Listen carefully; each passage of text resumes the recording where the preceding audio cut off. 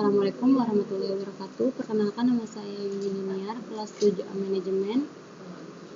Yang terhormat kepada selaku dosen pemampu akuntansi manajemen. Di sini saya ingin memaparkan mengenai analisis merger 3 bank syariah.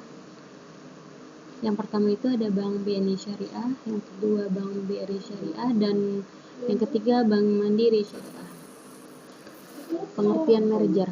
Merger ialah penggabungan dua perusahaan atau lebih menjadi satu perusahaan. Tujuan merger. Yang pertama itu, tujuan merger adalah sinergi. Kondisi di mana suatu perusahaan mempunyai nilai keseluruhan yang lebih besar daripada penjumlahannya. Perusahaan yang mergernya berhasil ialah perusahaan yang nilai keseluruhannya lebih besar daripada penjumlahan nilai masing-masing perusahaan yang dimerger. Ada tujuan utama merger adalah efektivitas, efisiensi, profitabilitas, dan nilai tambah ekonomi. Pengertian kegagalan bisnis. Kegagalan bisnis, failure, ialah ketidakmampuan mencapai sasaran yang telah ditetapkan dalam dunia bisnis sasaran, yaitu berupa penjualan, laba kotor, laba operasi, laba bersih, pendapatan bersih per saham, dividen per saham, nilai pasar per saham, nilai perusahaan, dan sebagainya. Ada macam-macam kegagalan bisnis. Yang pertama itu kegagalan ekonomis, economic failure. Yang pertama ada pendapatan atas penjualan tidak cukup untuk menutup harga pokok penjualan, berarti perusahaan laba kotornya negatif. Yang kedua ada pendapatan atas penjualan tidak cukup untuk menutup biaya operasi, harga pokok penjualan, ditambah beban pemasaran, ditambah beban administrasi, berarti laba operasinya negatif. Yang ketiga itu ada pendapatan perusahaan tidak cukup untuk menutup seluruh beban perusahaan, antara lain harga pokok penjualan, ditambah beban pemasaran, ditambah beban administrasi, dan ditambah beban bunga. Berarti earning before tax-nya atau EBT-nya negatif. Ini ada laporan laba rugi Bank BNI Syariah.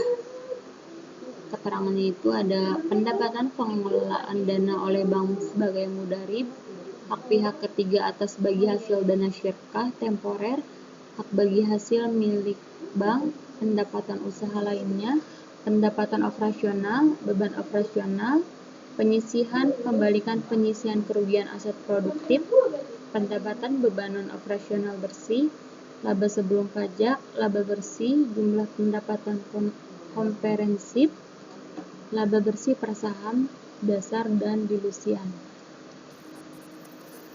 Yang kedua adalah laporan laba rugi Bank BRI Syariah. Ada jumlah pendapatan pengelolaan dana oleh bank sebagai mudharib, hak pihak ketiga atas bagi hasil dana syirkah temporer, hak bagi hasil milik bank, pendapatan operasional lainnya, jumlah pendapatan, jumlah beban operasional lainnya, beban pembalikan CKVN, laba usaha, pendapatan bebanan operasional. Laporan laba rugi Bank Mandiri Syariah. Ada pendapatan pengelolaan dana oleh bank sebagai mudharib, yaitu dibagi 3. Pendapatan dari jual beli, pendapatan bagi hasil, pendapatan usaha utama lainnya. Jumlah pendapatan pengelolaan dana oleh bank sebagai mudharib. Hak pihak ketiga atas bagi hasil dana syirkah temporer, hak bagi hasil milik bank, pendapatan usaha lainnya, beban usaha, laba usaha, pendapatan dan beban non-usaha, laba sebelum zakat dan pajak penghasilan zakat, laba sebelum pajak penghasilan, beban manfaat ajak penghasilan, laba bersih, pendapatan komprehensif lainnya, jumlah laba rugi komprehensif, laba bersih per saham dasar dalam rupiah penuh, arus kas dan aktivitas operasi bersih, arus kas dari aktivitas investasi bersih. Ada selain laba rugi di sini juga ada neraca Bank BNI Syariah. keterangannya itu ada jumlah aset produktif, pembiayaan yang diberikan, surat berharga yang dimiliki, dana pihak ketiga, ada giro, tabungan, deposito, jumlah liabilitas, jumlah ekuitas, dan modal saham. Yang kedua itu ada neraca Bank BRI Syariah. Laporan posisi keuangan, ada kas, giro, dan penempatan pada Bank Indonesia, giro pada penempatan bank pada bank lain, investasi pada surat berharga, tagihan akseptasi, piutang murabahah, piutang istisna, piutang sewa ijarah. Sewa ijarah, pinjaman qard, pembiayaan mudharabah, pembiayaan musyarakah, aset yang diperoleh untuk ijarah, aset tetap, aset pajak tangguhan, aset lain-lain, PPAP, aset lain-lain, aset lain-lain. Ada yang ketiga ada neraca Bank Mandiri Syariah, aset, ada kas, giro, dan penempatan pada Bank Indonesia, giro pada bank lain bersih, investasi pada surat berharga bersih, piutang di situ ada 4 ya, ada mudharabah, istisna, piutang ijarah, cadangan kerugian penurunan nilai dan penyisihan kerugian, pinjaman qard bersih, pembiayaan bersih, tagihan akseptasi bersih, aset yang diperoleh untuk ijarah, penyertaan modal sementara bersih, aset tetap, aset lain, jumlah aset, liabilitas, dana syirkah, temporer, surat berharga, subordinasi yang diterbitkan, dan ekuitas, liabilitas segera, bagi hasil dana syirkah temporer, dan bonus wadiah pihak ketiga yang belum dibagikan.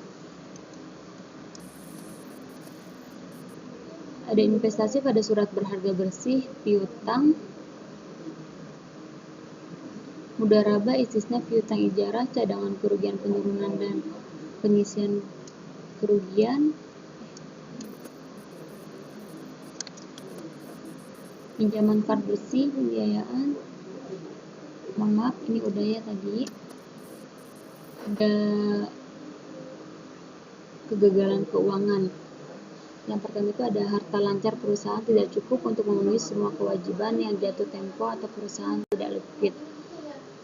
Mungkin harta tidak lancar itu ketika perusahaan lagi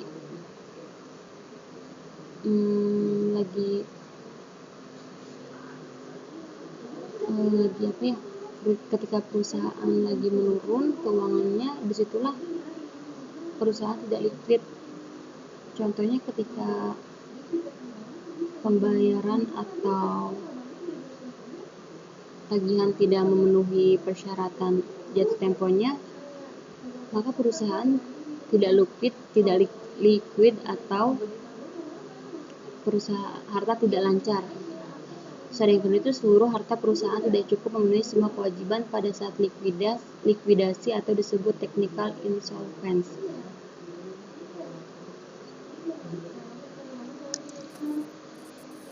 Menurut referensi, 3 bank syariah BUMN, PT BRI Syariah Tbk, PT Bank Syariah Mandiri, dan PT BNI Syariah bersiap melakukan merger.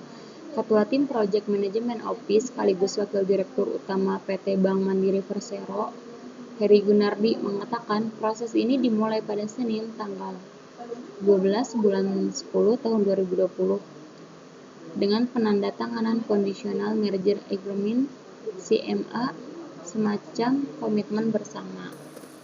Kelembagaan PT Bank Negara Indonesia Persero, Sis Apik Wijayanto. Meski demikian, ia memiliki ruang untuk berkembang yang masih luar biasa besar. Ruang itu dapat dilakukan dengan perusahaan hasil merger.